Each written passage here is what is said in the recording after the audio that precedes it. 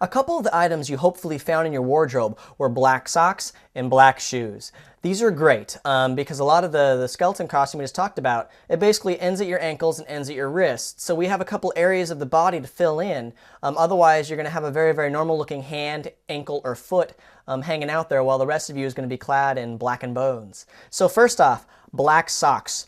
You should probably have these in your wardrobe to begin with. I mean, a lot of times people will have dress socks. They'll also have nowadays they sell black socks. They're pretty much in the same exact cut as white socks. They don't necessarily advertise them as workout socks, but they're very essentially the same cut. So you probably will have those in your wardrobe. Another thing you may have are some black shoes. These are also great. This is going to basically provide our footwear. For point of contrast, compare this shoe to this one. Now, if you see a skeleton walking around in this versus this, which one are you going to think is more authentic, is keeping more with having a holistic costume? So keep that in mind whenever you're getting down to your shoes.